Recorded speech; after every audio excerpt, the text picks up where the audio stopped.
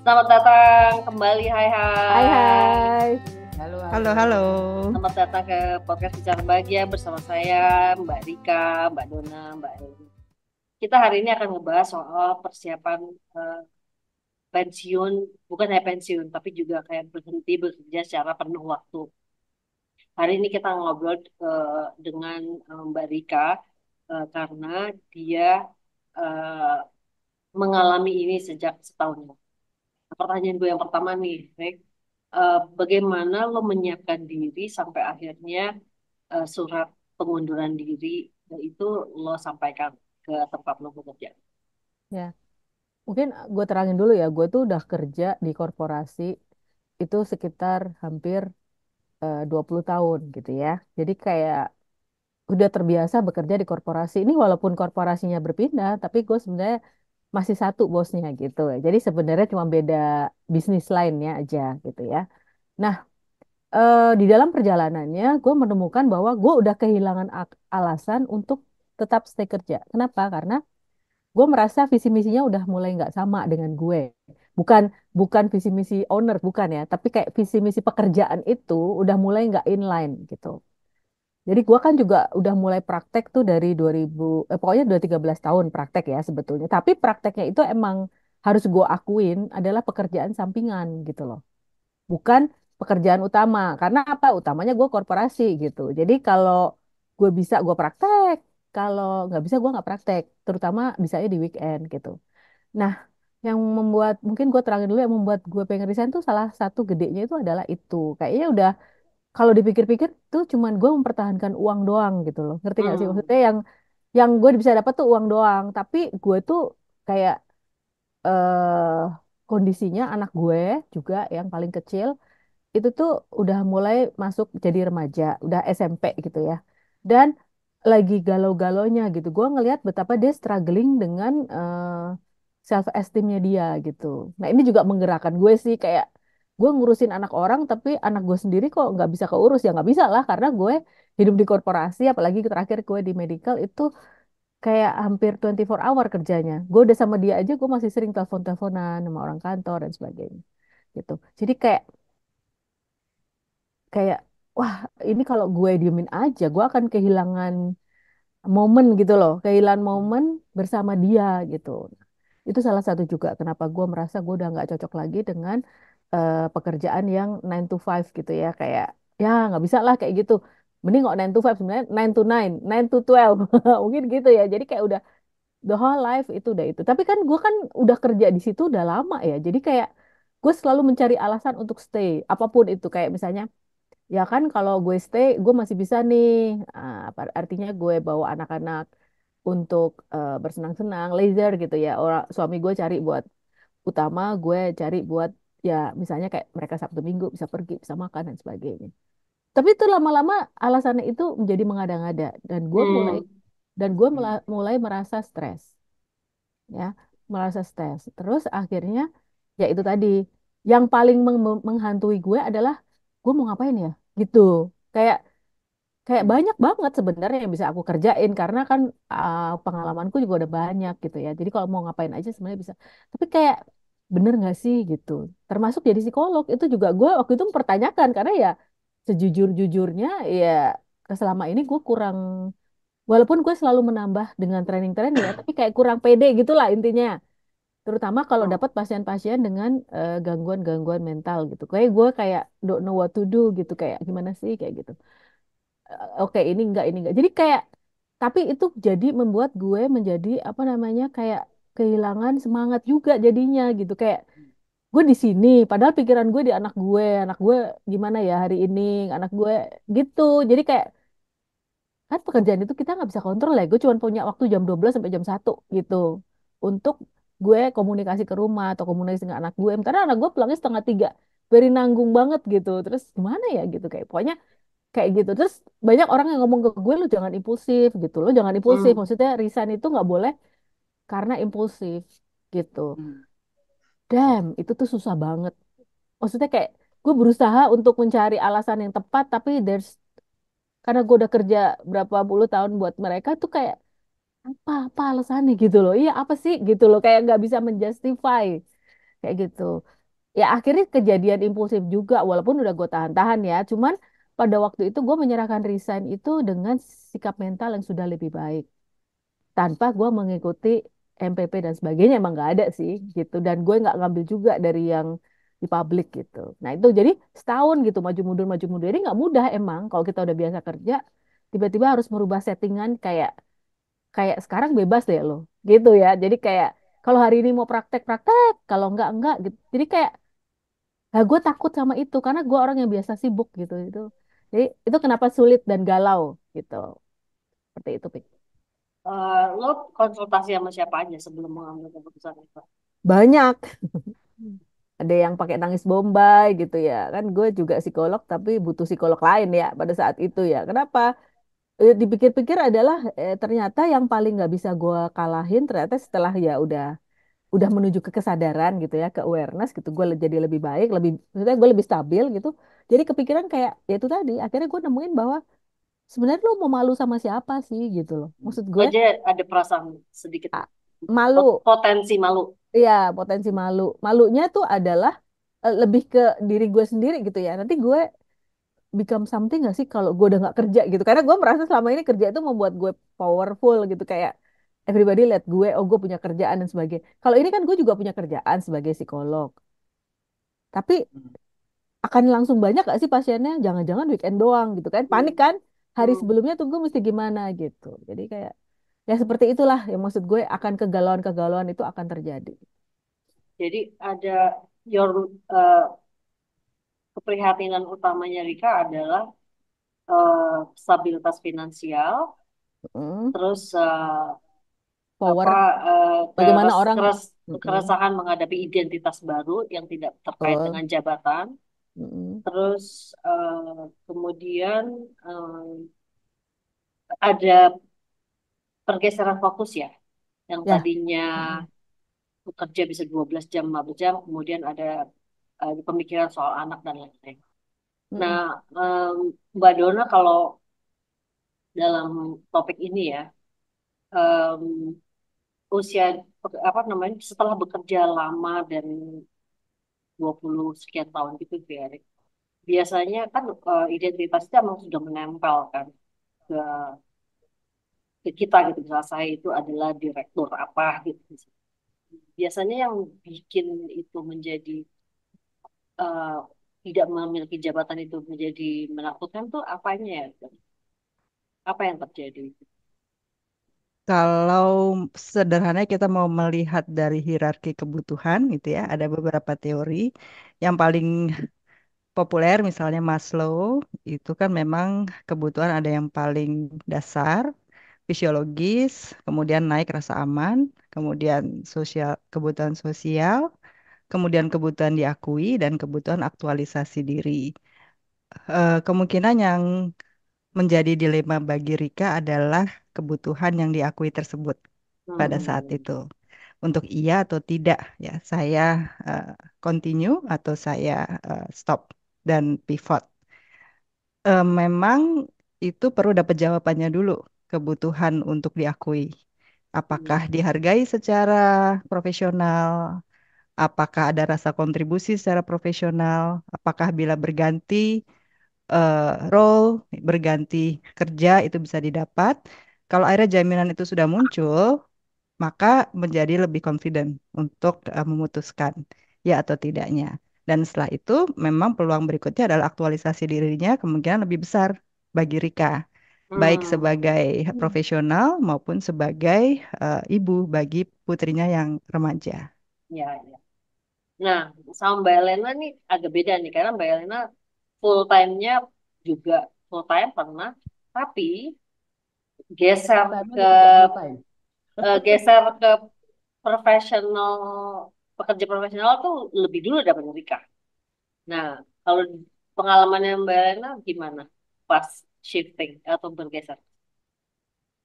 Iya, jadi aku tuh punya banyak temen juga yang sama kayak Rika gitu ya.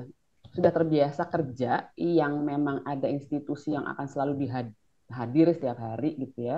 Terus tiba-tiba dia harus memutuskan untuk capek banget dan dia udah keluar deh gitu. Jadi emang bukan pensiun tapi emang resign karena nggak mungkin karena usia sudah makin bertambah gitu.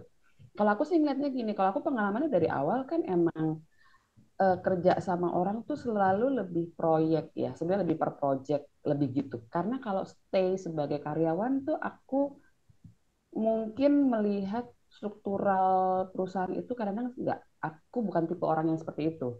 Gitu. Jadi ketika udah ada struktur organisasi yang mulai otoriter atau aturan-aturan mainnya tidak sesuai dengan aku, ya udah aku lebih baik cabut gitu karena setengah psikolog, setengah seniman, setengah pengen rebahan gitu ya. Jadi kadang-kadang emang maksudnya pengen mengatur sendiri gitu ya. Jadi Hmm. kalau ngelihat dari kayak misalkan Rika gitu ya, terus kemudian emang memutuskan untuk keluar dari pekerjaan. Aku pernah mengalami, gue keluar apa enggak ya, karena masih ada cicilan mobil gitu ya waktu itu. Terus Ya, ya, ya, ya. ya elah gitu, baru juga setahun dan cicilan gue bagaimana gini kan.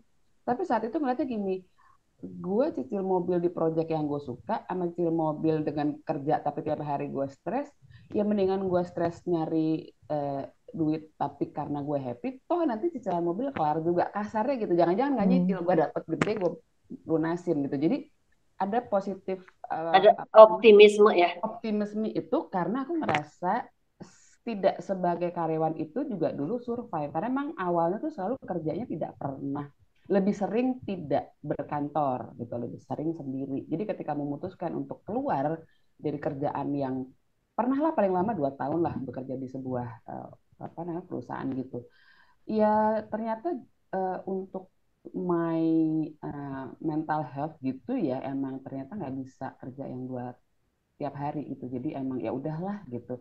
Ya Menjadi emang profesional lebih jadi membahagiakan. profesional aja walaupun tiap hari juga setiap bulan ngitung ya ini pakai yang mana gitu ya, tapi nggak apa-apa lah, yang penting aku tidak stres gitu karena ngantor itu aku seneng gitu, tapi kalau lebih dari 2 tahun kok kayaknya masalah dengan ya dia birokrasi dan segala macam itu kayaknya aku lebih nggak cocok deh daripada merugikan perusahaan juga karena aku mau perform, dan aku nggak mau, bener, aku juga nggak mau dianggap sama kayak sama Mama Rika sebenarnya, bahwa pengakuan gue tuh bisa sebenarnya atau aku sebagai psikolog bisa aku, tapi terus gara-gara nggak suka dengan struktur yang ada terus kayak kok lu kayak nggak ngapa-ngapain sih kerjaannya gitu, nah itu nggak mau, mendingan mendingan gimana pun juga kita butuh pengakuan di akhir ya, karena melanglang buana 20-30 tahun itu kan juga harus diakui bahwa kita bukan main-main, walaupun nggak kerja kantoran pun kita juga punya pengalaman, itu Kontribusi jadi ya, penting kontribusi. sih ya, Iya, Mm-mm. rekognisi dari orang lain itu jadi penting juga akhirnya selain biaya hidup dan teman-teman lainnya. iya, iya. Nah, gitu Rick, dari ya berbagai elemen itu. Nah, pada saat udah nih, udah hari ini pertama udah, eh, apa yang lo temukan yang tidak lo antisipasi? Iya, Maksudnya lo jadi mengantisipasi mungkin kayak oke, oke. mungkin penghasilan pertama gue bulan pertama mungkin nggak segede dulu gitu. Mm-mm.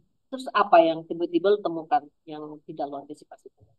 Jadi ternyata setelah menyerahkan surat resign tuh nggak berhenti kegalauan gue karena Hmm, gue kan ngobrol sama teman-teman yang punya usaha sendiri atau gimana gitu ya. Banyak yang mengatakan bahwa ya udah too late kalau lo mau bikin usaha sekarang itu too late gitu loh. Maksud gue hmm, dia bilang harusnya lo udah rintis 5 tahun sebelumnya. Ya, tapi gimana dong kan situasinya kan gue mulai tidak ingin bertahan ini sekarang gitu ya. Tapi itu mengecilkan sebenarnya mengecilkan motivasi gue pada saat itu. Jadi gue yang paling gue takut adalah gue nganggur.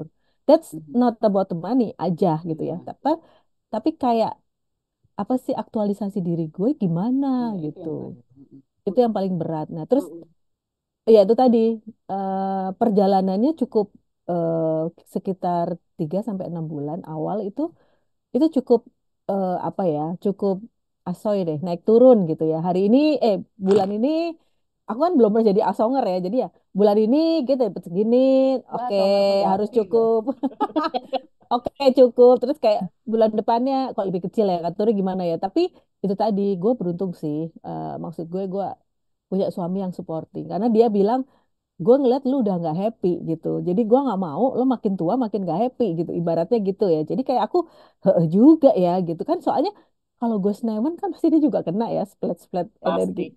Terus kayak anak-anak juga kena. Ini gimana sih?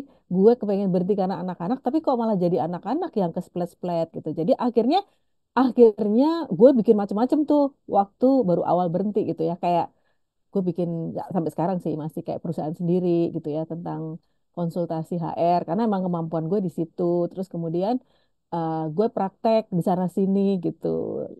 Name it, ada 5 klinik gitu kayak serakah banget gitu ya.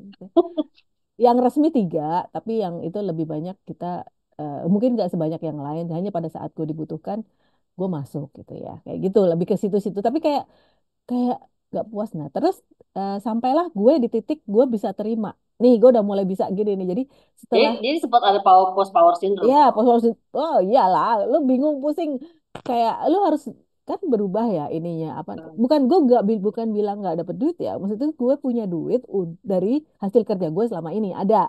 Tapi kan beda dengan lo dapat sesuatu yang lo pakai spending bulanan sama lo ngambil dari tabungan. It's very totally different. Iya. Berarti kalau ngambil dari tabungan Butuh tuh butuh persiapan mental juga ya nggak? gitu kayak aduh berkurang lagi. Aduh ini harus gue jual. Aduh ini gitu loh kayak gitu. Itu tuh yang menurut aku kalau mengalami itu stay aja tetap gitu karena 3 bulan pertama kayak kita kerja di korporat juga kan 3 bulan pertama itu percobaan ya. Pasti ada aja gitu yang membuat kita kepengen menyerah gitu. Tapi ya itu tadi akhirnya sekarang gue malah jadi bingung ngatur waktunya gitu ya. Tapi itu udah diomongin sama kakak gue nih yang paling ngedukung gue dan dia yang paling apa namanya paling support apa yang gue inginkan gitu. Karena dia ngeliat gue juga udah nggak sehat sama kayak suami gue, lu kayaknya udah nggak sehat lu udah terlalu stres nggak bisa, lu harus keluar gitu ya. Jadi akhirnya kakak gue bilang dari awal, lu nggak ngambil kegiatan banyak banget gitu nggak bingung nanti ujungnya. Gue nggak mikir ujung sejujurnya. Gue ingin melalui hari itu tanpa kegalauan dengan 1.001 kegiatan. Karena kayak distracting gitu. Distracting. Nah. Nah, 6 bulan tuh, pertama gue liburan dulu, cuy. Jadi bener, kita menikmati hasil kerja kita dulu ya. Jadi habis habis gue resign, terus kita jalan-jalan kemana-kemana gitu. Terus habis itu baru nih balik tuh kira-kira bulan itu kan Juli gue resign, kira-kira bulan Agustus akhir lah ya, itu baru terbentuklah semua yang tadi gue bilang, Jadi kegiatan-kegiatan waktu itu. waktu lo liburan, lo mindful liburan aja. Iya, bener. Untuk pertama kalinya, itu gue menikmati banget. Untuk pertama kalinya gue nggak mikirin kerjaan. Yes, gitu, nggak ada WA. Jadi tadinya tuh tangting-tangting gitu kan, ini gue kan handphone gue. Gak ada. Jadi gue nggak ada yang perlu gue cek handphone gue, kadang gue taruh aja gitu. Pas lagi sempat aja gue ambil gitu. Jadi kayak, wow, gini ya rasanya nggak kerja gitu. Nah itu juga yang memberi gue motivasi. Tapi habis itu sampai ke Jakarta lagi, oke, sekarang kita mau ngapain gitu ya kan? Terus kayak, emang nggak ada pasien mbak? Gitu gue nanya sama admission yang gini. Ya nih bu, lagi nggak banyak. Oke, gue mencari kegiatan. Nah, di dalam pencarian kegiatan itulah akhirnya gue menemukan itu tadi yang Dona bilang. Jadi gue menemukan tujuan gue tuh apa gitu loh. Hmm. Jadi kayak gue bilang gue pengen ngurusin anak gue, mama gue lebih baik ya. Ya udah pagi itu kalau emang nggak ada pasien, gue jalan pagi gitu ya. Terus habis itu gue beli ke pasar, gue beli makanan.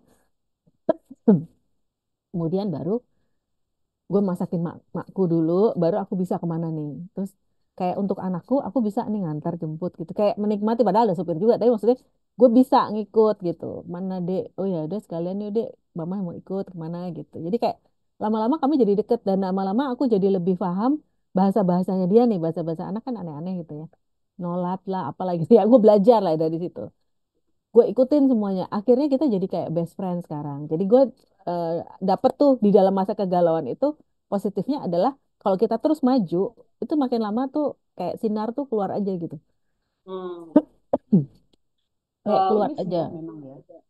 iya kayak kayak ada aja jalan keluarnya kayak gue harus belajar kayak suami gue nyuruh gue belajar lu ikutan ini deh gitu kan bagus ikut nggak ya mahal tahu gitu kan bukan masalah duit gitu kan tapi lu kan butuh sesuatu yang maksudnya kalau lo kerja tuh butuh sesuatu yang bikin oh iya juga sih karena kalau gue kerja gue juga ngomong asal gitu ntar ada pasien datang nangis gue ikut nangis tuh nggak lucu gitu nggak nangis karena gue nggak tahu what to do gitu aduh dia sakitnya Ya. ini aduh aduh ini gue belum pernah ada nah jadi memang butuh butuh bekal gitu ya butuh bekal di mana bekal itu nanti akan bisa kita pakai untuk kehidupan selanjutnya. Nah, jadi gue beruntung nih. Sekarang gue banyak banget pasien remaja karena gue punya anak remaja. Jadi kayak kayak semuanya itu emang udah ditata ya. Jadi don't worry, be happy. Udah ditata sedemikian rupa sehingga memang ada proses belajar, ada proses merenung, ada proses mengalami kesulitan, of course, karena pendapatan kita tidak seperti semula. Ada ada rasa sedih karena kita jadi nggak punya teman ya, less friend kan, kalau kayak gitu kan. Jadi kalau waktu kerja kan kayak banyak gitu, tapi pada waktu kita sendiri tuh benar-benar kayak ya suster ki ada ya, tapi maksud gue bukan teman kita gitu loh. Mereka juga mungkin segan sama kita gitu, tapi nggak ada temenan. Tapi dan gue juga beruntung punya kalian. Jadi karena podcastnya terus berjalan, menurut gue itu juga positif buat gue bahwa oh aku masih berguna kok gitu ya. Di luar dari gue harus earn uang gue, tapi gue masih berguna kok. Nah sampai sekarang jadinya gue konsultan HR juga masih jalan. Pasien juga alhamdulillah juga semakin banyak, terutama tadi remaja-remaja yang butuh dimengerti. Dan gue nggak sulit masuk ke mereka karena gue punya anak yang remaja. Dalam perjalanan kegalauan gue itu, gue membuat keputusan yang gue nggak tahu apa gunanya pada saat itu. Gue lebih kepada ketakutan gue. Ini kalau nggak ditemenin nih, anak nih nanti self esteemnya jadi jelek nih, gitu. Kalau ditemenin kan, kalau dia bilang, aku tuh dapat nilai segini, tapi ada temen gue yang lebih bagus sih, gitu. Ya itu biasa sih pelajaran itu. Kalau kamu ulangan, pasti ada nilainya di bawah kamu, ada nilai di atas kamu. Tapi yang paling penting adalah usaha kamu ada nggak gitu loh. Maksud saya, berapapun hasilnya, kalau kita we do our best gitu ya, itu kan nggak nyesel. Tapi berapapun hasilnya, kalau kita nggak, maksudnya nggak belajar atau nggak ini, oh gitu ya mam gitu. Jadi kayak dalam percakapan sebagai teman yang kita udah berhasil bangun gitu ya, itu dia bisa terima gitu. Oh gitu ya, gitu ya. Terus dia datang ke gue ntar, mama ini gimana ini? Besok harus gini, besok harus gitu. Kayak di dalam itu tuh tenang, tenang. Sekarang pikirin dulu deh, kamu mau bikin apa? Misalnya PR-PR art gitu ya kan. Kayak kadang-kadang tuh dia last minute gitu baru pengen ngerjain. Karena dia memang merasa dia bukan orang seni, gimana dong gitu ya. Tapi kayak gitu. Jadi, jadi kayak ada bonding yang terjadi tanpa gue sadari dari proses kontemplasi gue untuk resign dan proses kontemplasi gue untuk adaptasi ya untuk Hmm. coping sehingga gue menghasilkan coping yang baik. Kau mau balik sedikit ke tadi yang lo mention soal ujung. Yang kakak lo bilang, ini ujungnya kemana? Nah, Hmm. mungkin teman-teman bisa kasih masukan. Kebayang nggak sih bahwa apa gimana cara kita memformulasikan sebuah ujung itu di masa transisi itu? Mungkin Mbak Eza kan tadi kan udah pernah di korporasi gitu. Terus ngebayangin kayak ini mau kerjain ini, ujungnya atau kemana? Apakah ujungnya ini berkait dengan aktualisasi diri atau lebih pada concern pada soal identity gitu? Mungkin dari Dona dulu. Ujung. Jadi sebenarnya hidup ini kan tidak murni progresif ya. Kalau progresif itu kan berarti linear. Jadi kita mengharapkan ada ujung. Sebenarnya hidup tuh tidak murni demikian. Bisa juga kita lihat hidup itu seperti lingkaran gitu. Kita di tengah, nah kadang kita lagi di sisi lingkaran yang mana. Jadi pada saat Rika bekerja di korporat, mungkin dia sebagai profesional dia di sisi lingkaran yang sini gitu. Dan ini sudah cukup gitu. Jadi akhirnya Rika mencari ujung yang lain, quote unquote, sisi lingkaran yang lain yang bisa menjadi pengembangan dirinya. Hmm. Jadi kalau kita mau mencari ujung, mungkin lebih mudah kita melihat indikator kebahagiaan kita atau Hmm, indikator kepuasan kita terkait dengan yang kita rasakan missing pada saat itu, sehingga kita mengambil keputusan yang baru. Jadi waktu itu yang missing antara lain bonding yang berkualitas dengan putrinya. Dan itu menjadi salah satu prioritas utama ya. Nah, pada saat sekarang sudah memutuskan untuk tidak lagi full time dengan segala kegiatannya, indikatornya adalah apakah akhirnya bondingnya didapat.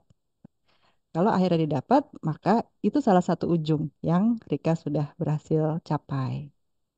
gitu. Jadi bukan ujung per se ujung berhenti, Hmm. tapi ujung yang terus berputar ya. Ya, berputar dan meluas secara ini diameter meluas gitu. Hmm. Kalau menurut Mbak Elena gimana? Iya, maksudnya gini, kita kalau proses dalam, kalau hidupku tuh kan begitu ya, bisa dibilang emang nggak pernah ada mencari ujungnya gitu, karena aku nggak melihat bahwa up and down-nya hidup gue itu jelas banget gitu loh, bahwa ada di sini, ntar ada di situ, ntar ada di sini. Jadi emang dia bergulir aja gitu. Jadi kalau dilihat dari ujungnya adalah ketika gue merasa bahagia pada satu titik, Hmm. itu adalah udah pencapaian gue pada masa itu ya, pada masa itu. Bahwa nanti ketika umur gue bertambah, apakah harus sama dengan umur gue 10 tahun yang lalu? Gue nggak melihat itu sebagai uh, ujungnya lagi gitu, karena ujung di umur kepala 4, ujung di kepala 5 akan pasti berbeda gitu, karena energi 40 untuk dapat ujung itu sama energi 50 untuk dapat itu kan beda ya. Jadi Iya, iya. banyak definisi-definisi yang udah aku coretin dikit-dikit gitu ya, bahwa kalau dapat ini tuh harus ini, itu udah mulai dicoret-coretin gitu, maksudnya nggak oh gue juga nggak mampu sampai begitu-begitu amat, 10 tahun yang lalu mungkin mampu, sekarang enggak, secara mental juga kayaknya nggak kuat lah kalau harus sampai babak belur gitu ya, ngapain juga gitu kan, jadi naker juga gitu. Jadi memang ngelihatnya adalah pola yang gue bikin sepanjang hidup ini dengan bekerja, kan pasti ada polanya, kalau lagi gue gini pasti gue akan begini, kalau pola gini gini. Jadi akhirnya yang jadi prioritas sekarang adalah gimana caranya bahwa ketika gue harus ketika gue membutuhkan tidur dalam kurungan istirahat, itu gue kualitasnya ada nggak? Karena kalau enggak berarti tuh udah kerjaan gue tuh udah nggak bener gitu. Karena sering banget tidur, tapi otaknya tuh apa kerja gitu 24 jam. Jadi akhirnya kan kok enggak happy, karena sebenarnya kebutuhan tidur, kebutuhan istirahat di sekarang ini rasanya penting banget gitu ya, karena itu yang bikin tetap seneng gitu ya, happy gitu. Jadi kalau tidur gue nggak kualitas tuh pasti udah something wrong gitu, karena palanya kayak mikir apa nih, secara mental atau pekerjaan ya pasti ada. Karena kadang-kadang kerjaan gue itu kan tidak menghasilkan tapi membahagiakan gitu kan. Nah tapi kalau tidak menghasilkan dan tidak membahagiakan, wah ngapain gitu maksudnya? Ya Iya kita benar. harus switch lagi gitu kan. Jadi akhirnya ya itu Balik lagi ke bagaimana. indikator kebahagiaan apa yang kita pakai saat ini yang menjadi Iya kita patokan pakai. kita. Iya. Pokoknya jangan Oh, mensama dengan yang dulu aja. Kalau sama main dulu udah pasti beda kita. 10 tahun yang lalu, oke. 20 tahun yang lalu udah nggak mungkin Jadi gitu. evolving ya, Iya, bergulir iya, terus. Iya. iya. Nah, Rick, coping mechanism ini gimana, Rick? Apa yang lo lakukan untuk apa namanya menghadapi suffering atau struggle itu? Nah, jadi buat teman-teman yang ingin memutuskan, eh, banyak orang nyebutnya sebagai hijrah ya, tapi lebih ke kayak berpindah Iya, berpindah iya, peranan atau benar. role tadi yang dibilang gitu ya. Nomor satu ya, nikmati aja prosesnya. Ibaratnya Hmm. kalau kita naik arung jeram, ya nggak sih? Ya, Kan kita naik bergerak turun sesuai, ya. Ha-ha. ya, dan kita ke kanan ke kirinya sesuai dengan arus kan, sebetulnya Jadi gitu. apa go with the flow? Ya, go with the flow. Tapi kalau kita bertahan, misalnya kayak, gue takut gue kalau ke situ nanti jatuh gitu misalnya. Kalau naik arus jeram kita mengalami itu gitu loh.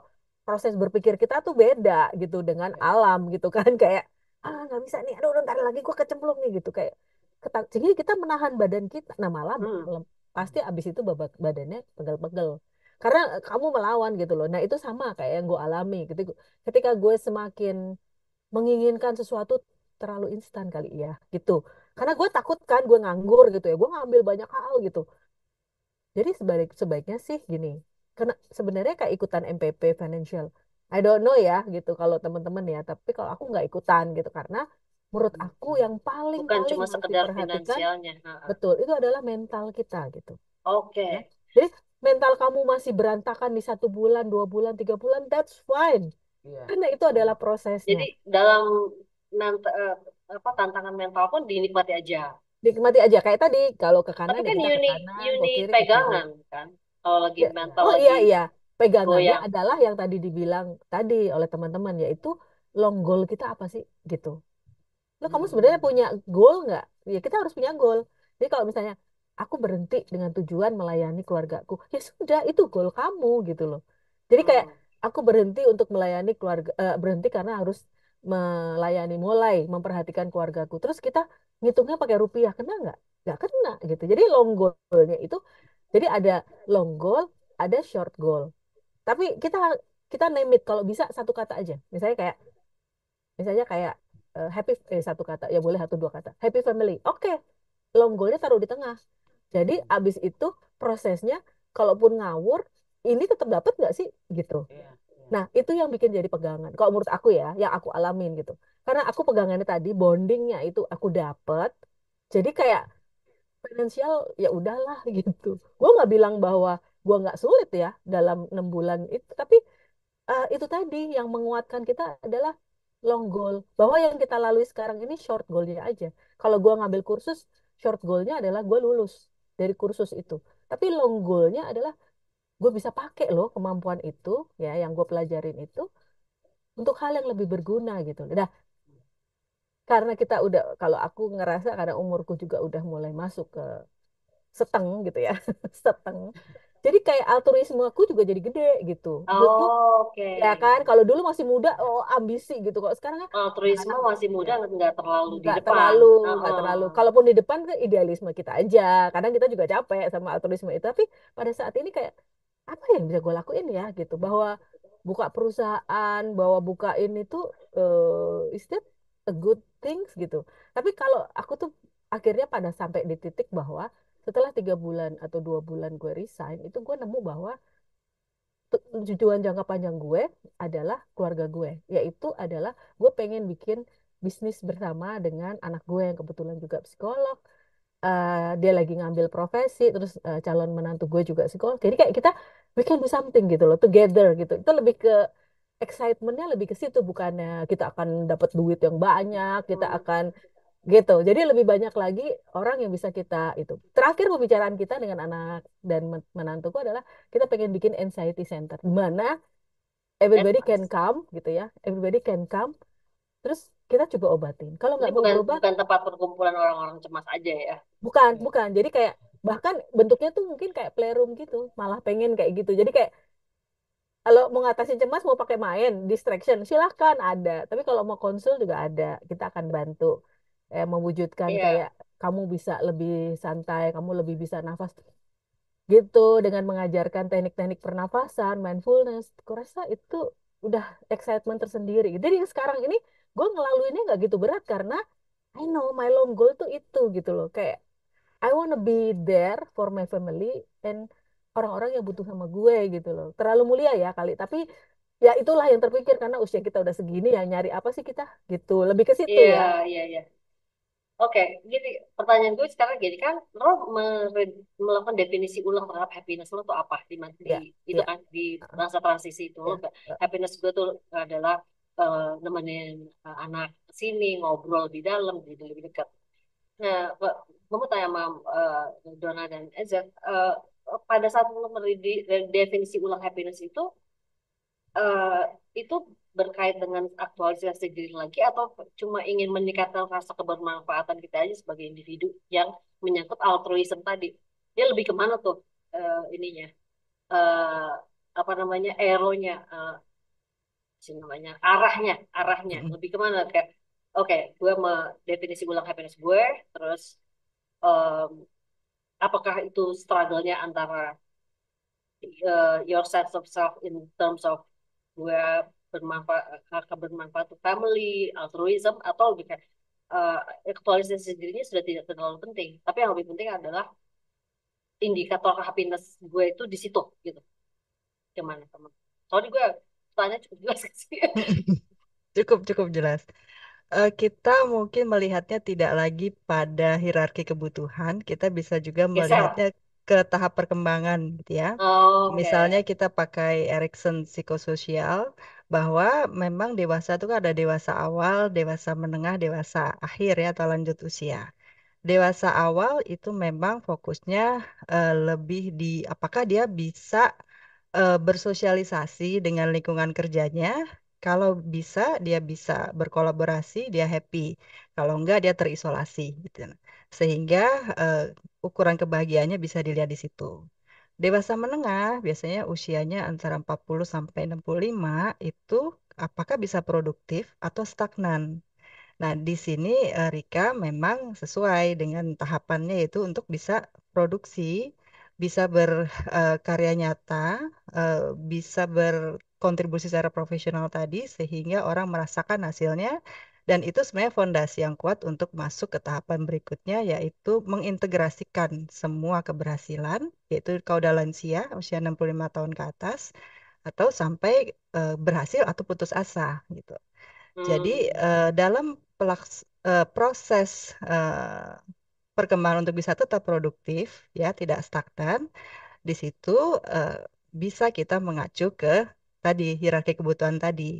Apakah aktualisasi dirinya ada? Itu. Jadi ada happiness-nya kalau memang aktualisasi diri diperlukan. Apakah pengakuan atas prestasi diri ada? Happiness-nya Mm-mm. ada. Apakah hubungan dengan keluarga? Tadi ya calon mantu, segala jadi dekat. Jadi kan kebutuhan sosialnya ada. Jadi eh, dilihatnya dari tahap perkembangan bisa, dan di tahap perkembangan itu bisa dilihat bagaimana hierarki kebutuhannya. Kalau itu tercapai, maka happiness-nya di situ. Jadi Hmm. sebenarnya memang ongoing proses. Oke. Mbak Eza gimana? Iya, kalau aktualisasi diri mungkin udah lah ya, mau mau dibilang apa juga ya orang udah tahu lah, mudah-mudahan Hmm, gitu ya, mau kayak mau udah selesai lah gitu.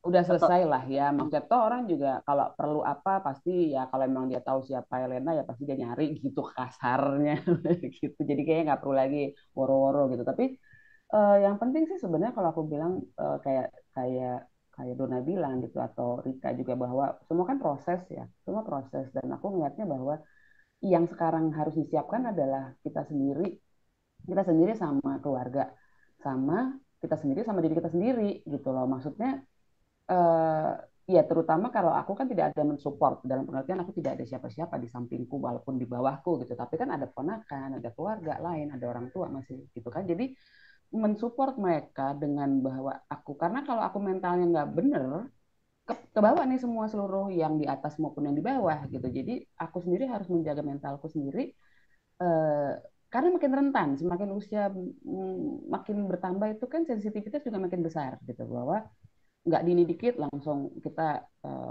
terganggu gitu. Nah itu yang aku jaga. Jadi makanya mencari pekerjaan atau mencari waktu dan peluang pekerjaan pun, kalau sampai itu membuat secara mental aku nggak sehat, lebih baik enggak, karena pasti emosinya akan berpengaruh semua vibe-nya ke seluruh rumah gitu. Dan ini aku nggak mau karena mengerikan gitu. Jadi akhirnya lebih baik benar-benar mencari bagaimana secara, balik lagi kalau aku secara individu, tujuannya adalah secara individu ini sehat apa enggak gitu. Maksudnya aku masih hmm, bisa, hmm. jadi mungkin ujungnya ya bermanfaat tadi ya, bermanfaat tuh nggak usah kebermanfaatan kepada dunia yang lebih luas juga, nggak juga enggak, tapi at least menjaga di rumah aja dalam Sama kondisi mereka orang-orang yang masih sama yang lebih orang-orang aku yang penting buat pertimbangkan. kita. Sama Yang orang-orang yang penting. penting itu, kalau mereka melihat vibe aku udah positif, pasti mereka dengan sendirinya juga akan lebih fine gitu, dan Happy. aku akan jadi fine lagi, lebih happy lagi gitu, dan itu akan mendorong aku untuk bisa ngambil proyek ini misalnya gitu dengan seneng gitu sih. Oke, Rick, terakhir. Dengan segala perjalanan lo itu tadi ya, suffering dan coping, lo bisa kasih magic words atau tips untuk orang-orang yang sedang menghadapi ini persiapan. Oke, Mm-mm. oke.